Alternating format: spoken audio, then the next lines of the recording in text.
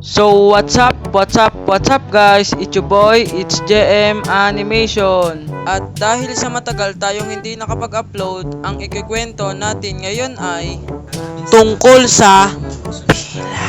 Sinong naiinis dito kapag yung pila ay sobrang haba? Ako, yung sobrang haba na ng pila tapos doon ka pa maiihi. Hays, ano ba to? Kung kailan mahaba na yung pila tsaka pa ako maiihi. Wrong timing naman oh. Mukhang hindi ko na talaga kaya tong pigilan.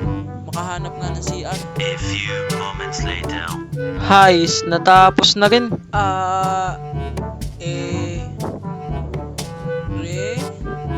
Paano pa ako makakabalik sa pila nito? Ang haba na.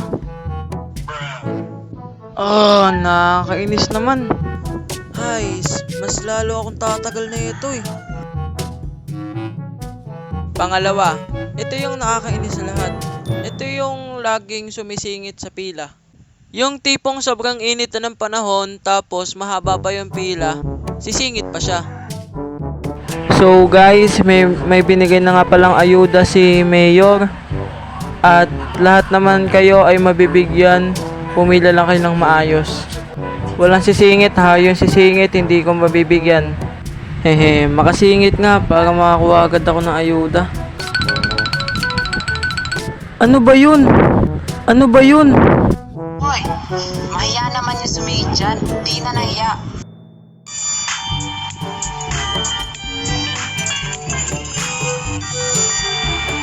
Kung sa pila ay may nakakainis, ito naman ay nakakakaba.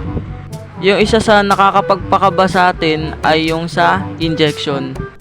Kasi what if malaki yung pang injection nila doon? Doon ka talaga kakabahan. At saka sa introduce yourself, doon ka kakabahan lalo na kapag ikaw ay introvert. At yun na nga, dito na natin tatapusin ang video na ito. Huwag nyo kalimutang mag-like, comment, share, and subscribe. So bago magtapos ang video na ito, shoutout muna kay JM Tan Vlog, Zachary Animation, Ash Animation 320, Datuni, Merjo Animation, at kay Alminimation. So guys, malapit na pala tayo mag 300 subscribers. 4 na lang ang kailangan natin.